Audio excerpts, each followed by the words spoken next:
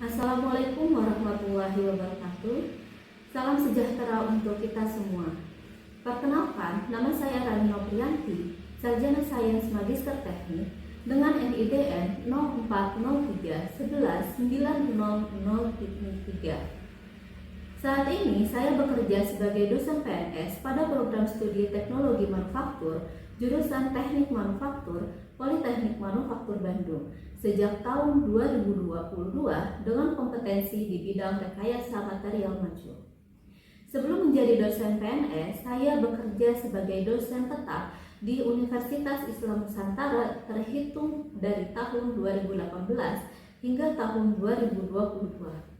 Sebelumnya, saya ingin mengucapkan terima kasih atas kesempatan yang diberikan untuk menyampaikan pemaparan pernyataan diri dosen dalam unjuk kerja Tridharma Perguruan Tinggi atau PDD UKT-PT di bidang pengajaran sebagai salah satu syarat untuk mengikuti sertifikasi dosen tahun 2025. Mata kuliah yang saya ajarkan selama menjadi dosen di Politeknik Manufaktur Bandung yaitu diantaranya Fisika 1, Fisika 2, Material Teknik, dan Pengetahuan Lingkungan. Dalam kesempatan kali ini, saya akan menjelaskan mengenai salah satu mata kuliah yang saya ampuh, yaitu Fisika 1, di mana mata kuliah ini merupakan mata kuliah dasar yang termasuk ke dalam rumpun matematika dan sains dan ditujukan untuk mengenalkan konsep dasar fisika mekanika. Mata kuliah Fisika 1 ini, mahasiswa diharapkan mampu memahami dan merekonstruksi pengetahuan dasar terkait fisika mekanika dan mengaplikasikan konsep tersebut dalam pemecahan masalah dan pengembangan teknologi.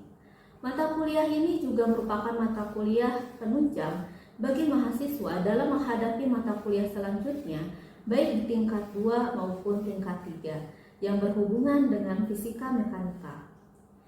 Dalam kegiatan pengajaran, khususnya mata kuliah Fisika 1 ini, saya menggunakan suatu pendekatan strategi pembelajaran saintifik yang menempatkan mahasiswa sebagai pusat dari pembelajaran. Strategi pembelajaran ini menekankan proses berpikir ilmiah dalam pembelajaran dengan melibatkan peserta didik untuk menemukan pengetahuan melalui mengamati, menanya, mencoba, menalar, dan mengkomunikasikan. Mata kuliah Fisika 1 ini dirancang untuk memenuhi capaian pembelajaran lulusan pada peta kurikulum program studi Diploma 3 Teknologi Manufaktur, yaitu sikap poin ketiga, mampu belajar sepanjang hayat dan mengembangkan diri secara profesional. Pengetahuan poin ke-1, menguasai konsep teoritis sains rekayasa, khususnya fisika, kimia, dan matematika yang relevan dengan bidang manufaktur secara umum.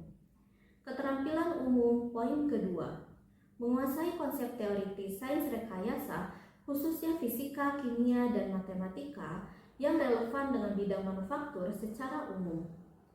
Keterampilan khusus poin ke-1, mampu menerapkan matematika, sains, dan prinsip rekayasa ke dalam prosedur, proses, sistem, atau metodologi rekayasa terapan untuk menyelesaikan masalah rekayasa umum atau broadly defined.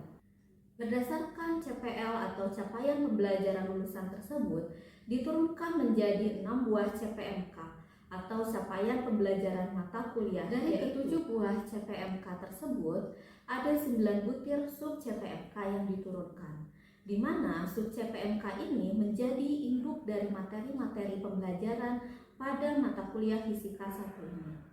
Berikut merupakan materi pembelajaran yang saya ajarkan dalam mata kuliah Fisika 1 ini, yaitu yang pertama, besaran dan satuan, yang kedua, analisis vektor, yang ketiga, kinematika gerak, yang keempat, dinamika gerak, yang kelima, usaha dan energi, dan yang terakhir, kesetimbangan benda tegar dan elastisitas. Pada mata kuliah Fisika 1 ini, saya menggunakan 2 buah buku referensi utama, yaitu yang pertama, buku yang ditulis oleh D.C. Giancoli dengan judul Physics Principle with Application 6th edition dengan penerbit Edition Wesley pada tahun 2010. Sedangkan untuk referensi yang kedua yaitu buku yang ditulis oleh Paul A. Tipler pada tahun 1998 dengan judul Fisika untuk Sains dan Teknik Jilid 1, penerbit Erlangga di Jakarta. Dan ditambah metode pembelajaran yang saya gunakan dalam perkuliahan Fisika 1 ini yaitu case-based method atau pembelajaran berbasis masalah. Dengan metode yang digunakan bisa berupa diskusi kelompok, diskusi kelas, inquiry, studi kasus, follow-up materi, dan sesi diskusi dalam atau di luar jam perkuliahan. Sedangkan untuk praktikum dilaksanakan dalam mata kuliah terpisah dan SKS terpisah yaitu dalam mata kuliah praktikum Fisika 1. Sistem penilaian mahasiswa pada mata kuliah Fisika 1 dilakukan secara objektif dengan menggunakan distribusi penilaian tugas dan juga distribusi penilaian sebagai berikut. Untuk tugas yang diberikan kepada mahasiswa terkategorikan menjadi tugas mandiri dan tugas kelompok yang disajikan dalam bentuk studi kasus. Seluruh tugas yang diberikan kepada mahasiswa disesuaikan pada tujuan dari CPMK yang telah disusun. Distribusi penilaian total diperoleh dari: pertama, tugas individu dan kuis sebesar 15%. Kedua, tugas kelompok berupa proyek studi kasus sebesar 20%. Kemudian yang ketiga yaitu ujian tengah semester dengan bobot 30%, dan yang keempat ujian akhir semester dengan bobot 35%. Berdasarkan buku pedoman akademik Politeknik Manufaktur Bandung, pemberian nilai akhir didasarkan pada rentang nilai sebagai berikut. 10. Mahasiswa dinyatakan lulus jika mendapatkan nilai minimal C, dan nilai akhir ini dapat diakses melalui web Akasia. Selanjutnya, saya akan menayangkan video rekaman pembelajaran yang telah dilaksanakan pada semester pendek tahun ajaran 2024-2025. Selamat menyaksikan.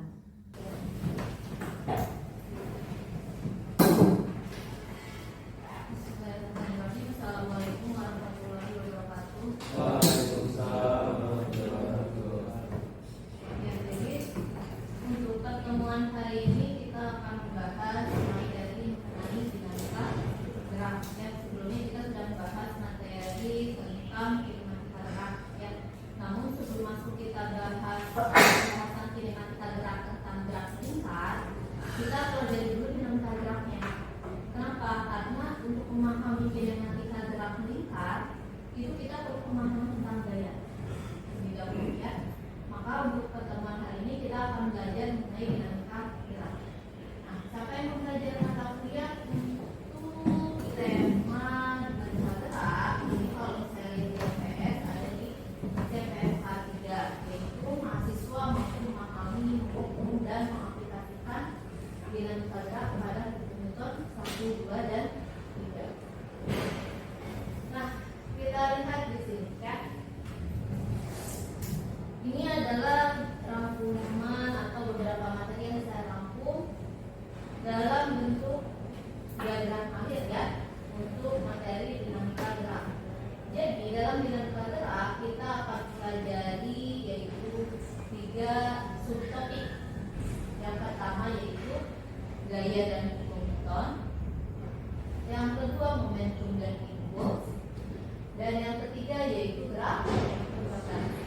Materi yang akan kita bahas hari ini yaitu kita akan membahas tentang hukum Newton, ya. Nah, gaya dan hukum Newton ini terdiri dari 2 subtopik lagi, yaitu yang pertama jenis-jenis gaya, yang kedua yaitu tentang hukum Newton itu sendiri. Jadi sebelum kita belajar tentang hukum Newton 1, 2, dan 3, kita akan pelajari dulu tentang apa itu gaya gerak, gaya gravitasi, kemudian apa itu gaya normal, dan apa itu gaya geser. Ya. Sampai sini ada yang bertanya belum? Ya, kita lanjut. Nah, apa itu gaya? Nah, sebelum kita pelajari apa itu gaya, kita pahami dulu konsep dinamika gerak. Kemarin kita sudah belajar dinamika gerak, bahwa dinamika gerak itu apa? Kita mau belajar tentang apa?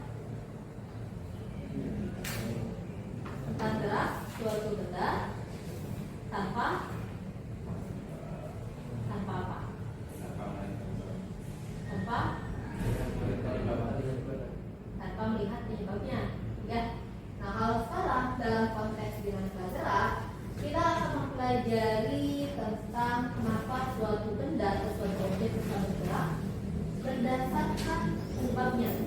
Penyebabnya itu apa? Ya, penyebabnya itu gaya. Gaya yang membuat objek tersebut menjadi bergerak.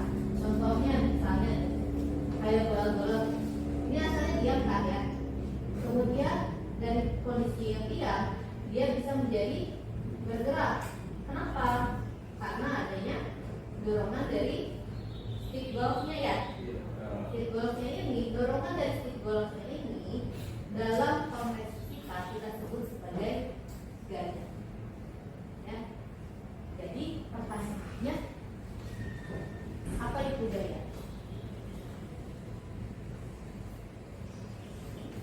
Ada yang bisa ceritakan apa itu gaya? Coba lihat perbedaan dua kata. Usaha dan berperan untuk membuat perubahan. Kalau yang satu bendanya diapakan? Kalau yang satu lagi? Tarik. Berarti gaya itu kan sesuatu hal yang menyebabkan suatu benda bisa bergerak ya. Berupa apa?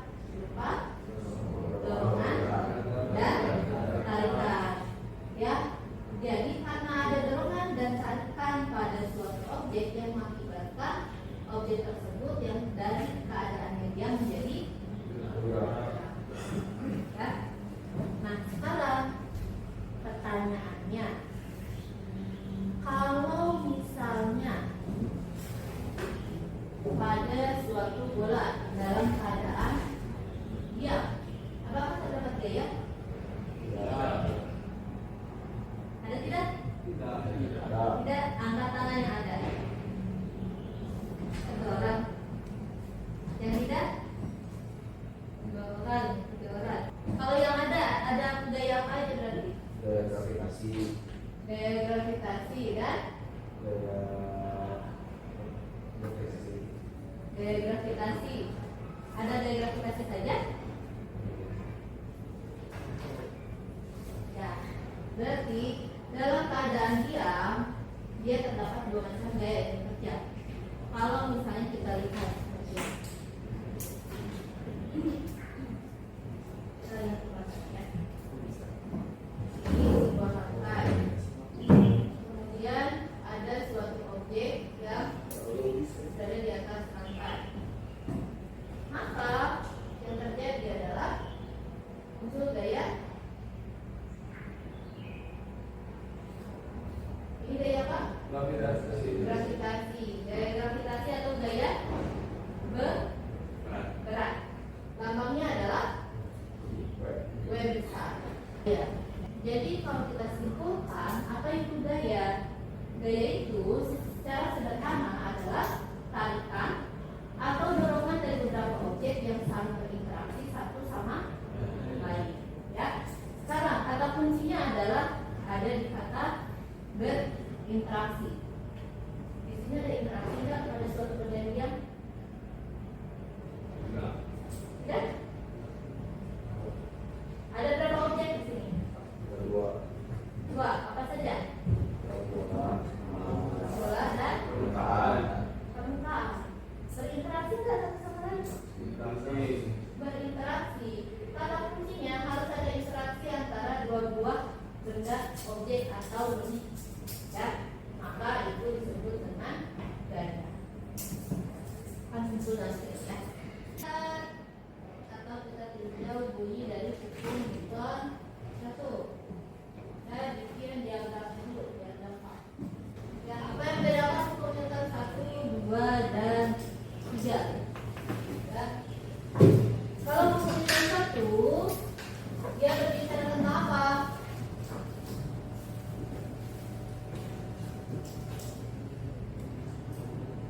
Dia berbicara tentang apa dia? Hukum Newton 1. Jadi intinya hukum Newton 1 dia berbicara suatu benda akan tetap diam atau tetap bergerak dengan kecepatan konstan kecuali jika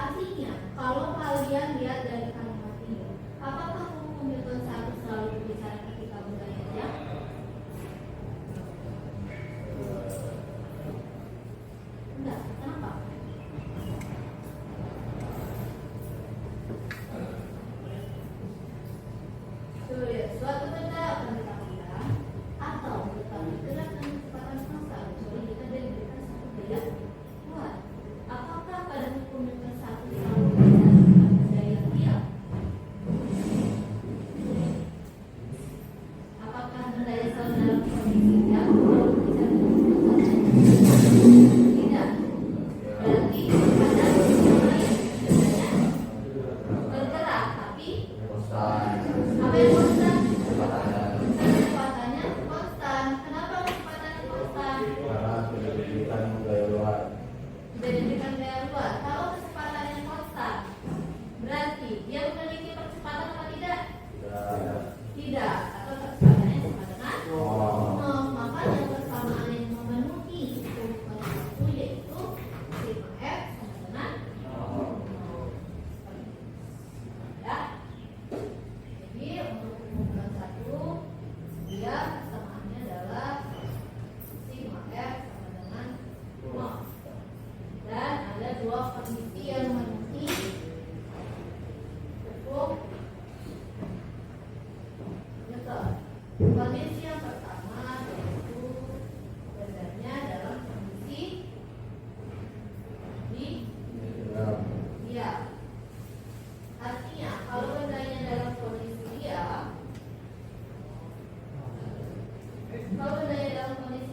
berarti dia kecepatannya sama dengan Oh. nol. Ya.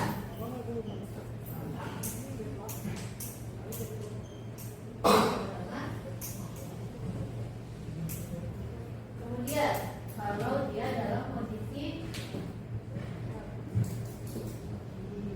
bergerak, dia juga dalam kondisi bergerak, tapi syaratnya adalah Kecepatannya konstan.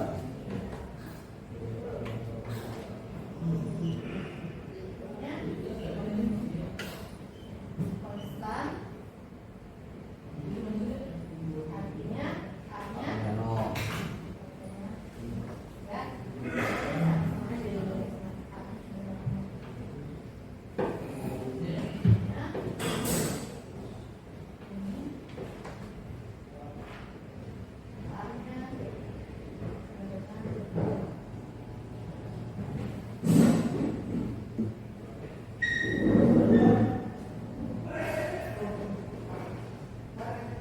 Ya, ini hukum Newton 1.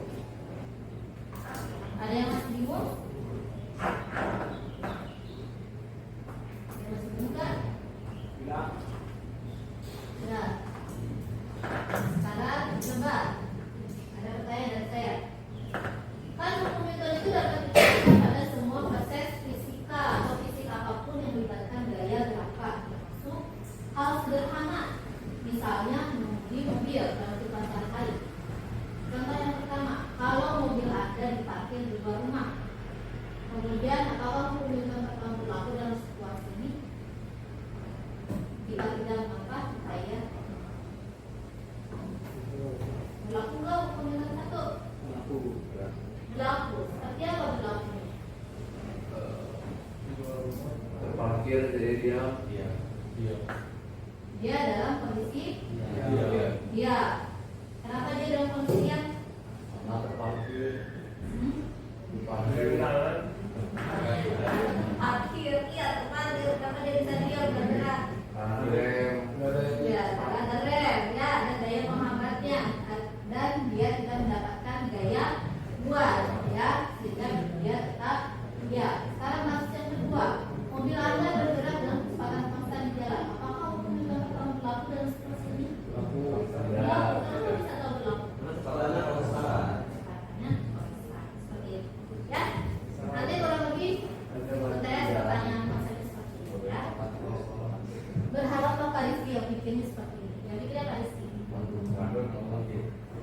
Oke. Nah itu soal konsepnya. Sekarang kita masuk ke contoh soal hitungan.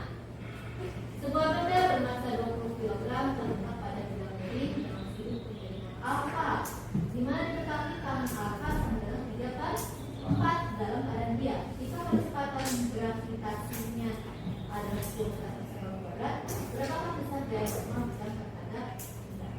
Berarti apa dulu yang harus Anda kerjakan? Yang Anda lakukan apa dulu? Gambar GBB-nya. Tentukan apa yang diketahui yang ditanyakan. Baru kalian jawab menggunakan persamaan. Berarti kalau ini pakai hukum Newton saja berlaku enggak? Hukum Newton saja berlaku enggak? Tidak.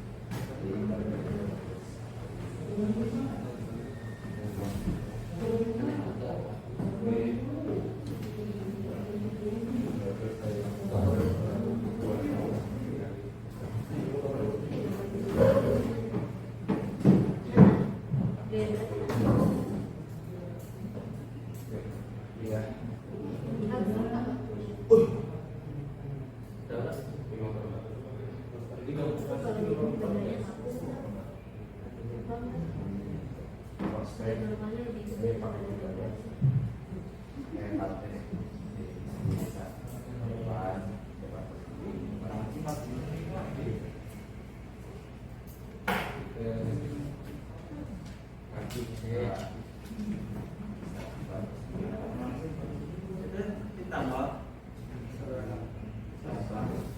Dia kena belas.